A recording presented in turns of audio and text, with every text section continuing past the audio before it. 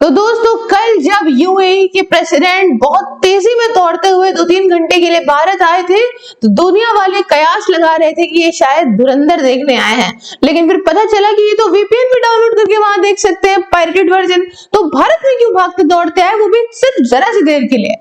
अब दोस्तों मैंने तो लेक्चर बताया था, अब आपने देखा नहीं अलग बात है, जाइए आप करोड़ों वालों के ब्रेन वॉश लेक्चर देखिए, अच्छे वाले तो देखते नहीं है। तो भैया अब हमें पता चल गया है कि असल में हुआ क्या है।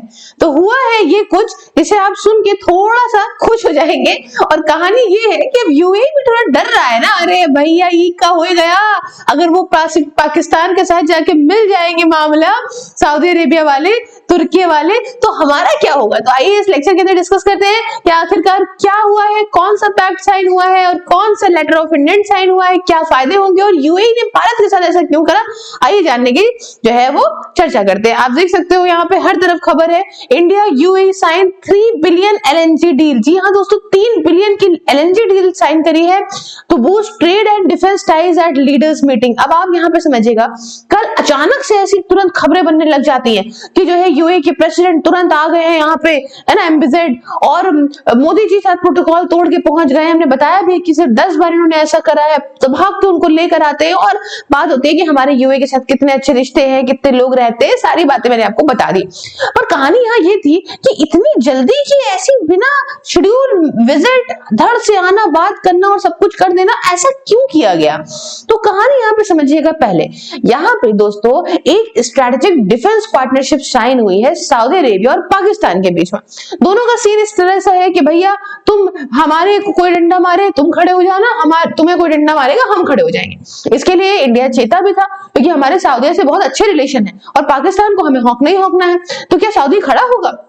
लेकिन उस मामले में पता चला जब पाकिस्तान के ऊपर तालिबान ने हमला किया तो पता चल गया कि सऊदी ऐसे आलतू फालतू नहीं खड़ा होगा, वो सिर्फ अपने लिए ही आया है और अपने लिए अपने न्यूक्लियर वेपन लेने के लिए आया है भैया। अब यहाँ पे पिक्चर में कूद रहा है तुर्की। तुर्की जब कूद रहा है तो कहानी क्या है कि सऊदी, तुर्की और पाकिस्तान ये 3 बन के जब डिफेंस पैक्ट बनाएंगे तो सऊदी देगा पैसा, तुर्की देगा अपनी मिलिट्री और अपने इक्विपमेंट, और पाकिस्तान का न्यूक्लियर वेपन। इस तरीके से जो एक बन रहा था, इसमें तुर्की से हमारे संबंध अच्छे नहीं है, हम मतलब दगेबाज, जिस थाली में खाया उसमें छेद करने वाली बात है। तो ऐसे देश का ऐसे स्ट्रेटेजिक पार्टनरशिप में आना एक इस्लामिक नाटो बनाने वाली हिसाब किताब है, और ये एक डर का विषय तो भारत के लिए था। हमने डिस्कस भी किया था कि भैया ड्रोन्स भर भर के ड्रोन्स आए थे ऑपरेशन सिंदूर के टाइम पे, वो सारे के सारे तुर्की मेड थे, सस्ते मद्दे और अच्छे खासे, है ना। तो ये सारी कहानी थी। अब यहाँ पे आपको अगर थोड़ी पिक्चर ना पता हो तो पिक्चर के लिए आपको बता दो, यमन के अंदर अभी जो अटैक हुआ था, आपको याद होगा जब सऊदिया ने यहाँ पे जो है ये कहा था कि यूएई प्रोवाइड करा रहा है चीजों को, है ना, और इसी के चलते क्या है कि उसने वहां पे बहुत सारे वेपन वाली शिप्स वगैरह को मार दिया था, कारों को बॉम्ब ब्लास्ट से उड़ा दिया था। मैंने बहुत अच्छे से कवर किया था, वो आपको पता होगा, ठीक है। तो अब उसमें क्या है कि भाई यूएई उस समय तो उसने कह दिया सीधे सीधे सऊदी से, कह रहे नहीं नहीं भैया हमने नहीं करा और हम क्यों प्रोवाइड करेंगे वेपन्स वगैरह, जैसा आप कहेंगे, आप हमारे भाई हैं। तो अब इन मुस्लिम ब्रदरहुड के बीच में भी क्या हो रहा है ना, ये सारे भाईचारे के बीच में भी ये लोग अपना भाई कहते हैं। भाई सऊदी ने भी जब बम गिराया, गोला गिराया उन कारों पे, तो यही कहा कि भैया मेरे भाई है, ब्रदर आप ऐसा नहीं करेंगे, ब्रदर आप ऐसा नहीं करेंगे, हमें नहीं पसंद है, ठीक है। तो उन्होंने भी कहा हाँ ब्रदर ठीक है। तो ब्रदर ब्रदर वाले सीन के चक्कर में ही, लेकिन यूएई के पास है बहुत सारा पैसा, और जिसके पास पैसा है, जो कमा रहा है, वो इन सब चक्करों में पड़ना ही नहीं चाहता। सऊदिया के भी बहुत सारा पैसा है, पर यहाँ पे सिस्टम क्या है कि कहीं ना कहीं पे दोनों में कन्फ्लिक्ट आ रहा है, और ये बात कयास लगाए जा रहे हैं पूरे दुनिया भर के एनालिस्ट के द्वारा कि अंदर ही अंदर दोनों देश आपस में, यूएई क्या सोचता है कि भैया किसी तरह से हमें जो यमन का होल्ड है ज्यादा हम प्रोवाइड करें, और वहां का जो ग्रुप है जो रूल कर रहा है उसको हम अपने में देखें, और सऊदिया के पास जो एरिया है वो बहुत ही कम है। मैंने आपको बहुत अच्छे से इस बारे में डिटेल से बताया था, मैं लेक्चर को रिलेट कर दूंगी, आप देख लीजिएगा कैसे कहां कितना डिवीजन है वहां पे, ठीक है ना।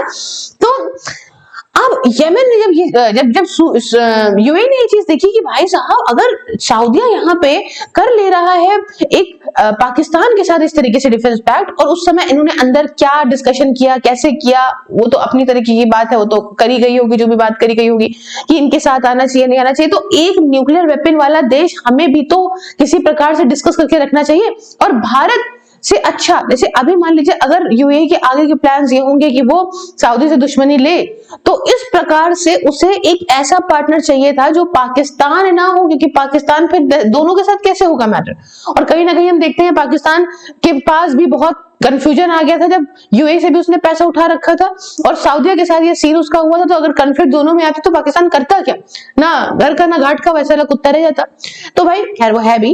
एनीवेज, तो यहाँ पे आके एक तुरंत खबर आती है, कुछ बड़ा तो होने ही वाला था, India and UAE move toward strategic defence partnership. और आप देख सकते हो डिफेंस पैक्ट 200 बिलियन का ट्रेड टारगेट अब इन्होंने सोचा है, 100 बिलियन तक का था ही था और 200 बिलियन का टारगेट अब एक नया करा गया है। इस प्रकार से कुछ आते हैं इनको लेने के लिए, तो 2 बार और पिछली बार भी जा चुके हैं मोदी जी। इनके बढ़िया रिश्ते हैं यूएई के साथ में, हमारे इतने सारे लोग वहां जाते रहते हैं, वहां से इतना सारा पैसा भारत के अंदर भेजते हैं। तो न्यूज आप समझो क्या है, भारत और यूएई ये अग्री करे हैं एडवांस स्ट्रेटेजिक डिफेंस पार्टनरशिप के लिए alongside major trade, energy, bilateral cooperation goals. और कमिटमेंट ये करी गई जब यूएई के प्रेसिडेंट यहाँ पे आए, शेख मोहम्मद बिन जायद अल नहयान न्यू दिल्ली पहुंचे, प्रधानमंत्री मोदी से मुलाकात हुई। कुछ इंपॉर्टेंट पॉइंट्स यहाँ पे बताए गए हैं जो कल विक्रम मिश्री जी के द्वारा, वो मैं आपके सामने बताती हूँ। स्ट्रेटेजिक डिफेंस फ्रेमवर्क दोनों ही देशों ने साइन करा है, लेटर ऑफ इंटेंट कि हम यहाँ पे काम करेंगे स्ट्रेटेजिक डिफेंस पार्टनरशिप फ्रेमवर्क के लिए, एक अच्छा मिलिट्री और सिक्योरिटी कोऑपरेशन करेंगे, अभी के जो रिश्ते हैं उनसे और अच्छे तरीके से। फॉरेन मिनिस्ट्री हमारे जो विक्रम मिश्री जी हैं उन्होंने कंफर्म किया कि जो बातें हैं वो बातें इस तरीके की हैं कि हम डिफेंस कोलैबोरेशन अब एक नए लेवल पे लेके जाएंगे। स्ट्रेटेजिक और इकोनॉमिक एजेंडा के लेवल पे अगर बात बताऊं तो इंडिया और ये इनका एक अच्छा टारगेट है कि हम आज का ट्रेड जो है उसे डबल करके 200 बिलियन करें 2032 आने तक अक्रॉस सेक्टर्स जैसे कि डिफेंस, एनर्जी, स्पेस और टेक्नोलॉजी में। अगर मैं बात करूं तो $3 बिलियन का एलएनजी सप्लाई। दोस्तों आप कहेंगे कि भैया क्रूड वगैरह एलएनजी वगैरह हम तो रशिया से ले रहे हैं, नहीं दोस्तों, हम डाइवर्स मार्केट से लेते हैं। अब तो रशिया का हमारा बहुत ही कम मार्केट शेयर हो गया है, सस्ता था उस समय, माहौल ऐसा था तो ले रहे थे, अदरवाइज हमने सिर्फ एक सोर्स नहीं बनाया था। यही बात हम बार बार समझाते थे यूएस को, पर आप जानते हैं यूएस की मीडिया उसका बड़ा प्रोपोगंडा, बड़े लेवल की चीज, और हमारे यहाँ तो जानते हैं सब टूटा फूटा है, सब बटा बटा है मामला। तो 3 बिलियन का एलएनजी सप्लाई जो है डील करा गया है, इससे यूएई हमारा मेजर एनर्जी सप्लायर बन जाएगा और लॉन्ग टर्म कोऑपरेशन हमारे और मजबूत रहेंगे। फिर मल्टी सेक्टर पार्टनरशिप की अगर बात करें तो डिफेंस के अलावा भी डील जो है वो साइन करी गई हैं डिस्कस करने के लिए, energy, space, investment, nuclear cooperation, food security और एडवांस टेक्नोलॉजी कोलैबोरेशन में। अब ये बात इंपॉर्टेंट क्यों है, देखो स्ट्रेटेजिक सिक्योरिटी स्ट्रेंथिंग बहुत जरूरी थी, एडवांस करना डिफेंस कोऑपरेशन ये दिखाता है ट्रस्ट वगैरह को, तो मैंने आपको वो सब ठीक है, लेकिन हमने जो आपको मेन चीजें बताई हैं वो चीजें आप समझिए, है ना। ये तो एक तरीके से बहुत ही नॉर्मल चीज है, बट जो मेन कोर एजेंडा है वो यही है यहाँ पे कि पूरी तरह से यूएई नहीं चाहता कि हम उसी ही पाले में जाएं, और आज नहीं तो कल एक बार रस्सी में गांठ पड़ जाती है तो समझ लीजिए पड़ जाती है, रस्सी टूटती है तो गांठ जरूर पड़ती है। और यमन में किया हुआ सऊदी का अटैक ये कहीं ना कहीं एक तरीके से उस समय यूएई दब गया, लेकिन अगर उसे ना करना होता तो वो चीजें आगे बढ़ाता ही नहीं, पहुंचाता ही नहीं इस प्रकार किसी प्रकार से वेपन्स। पर मन में मनसा तो होगी और किसे नहीं होती है कि पैसा है तो हमारे पास और एरिया भी आ जाए, पर चूंकि सऊदिया वहां बैठा है तो सऊदिया की इमेज को हर्ट भी नहीं करना है। तो हो सकता है यूएई बहुत ही लॉन्ग टर्म में एक बड़ा गेम खेलने के चक्कर में होगा।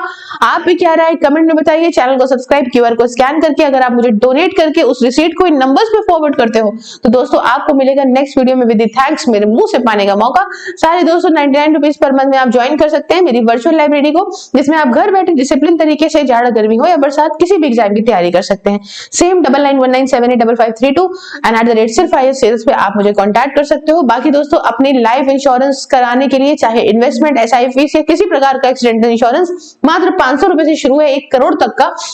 इसके रिगार्डिंग इस नंबर पे बात करिए। मेरा कोड सिर्फ आईएएस बताने पे आपको मिलेगा 20% तक का डिस्काउंट। दोस्तों सभी सोशल मीडिया के लिंक इंक्लूडिंग व्हाट्सएप डिस्क्रिप्शन में हर जगह फॉलो करने के साथ साथ मेरी मेंबरशिप को ज्वाइन करिए। मिलते हैं नेक्स्ट वीडियो में किसी नए और इंटरेस्टिंग टॉपिक के साथ। दोस्तों तब तक के लिए जय हिंद, जय भारत।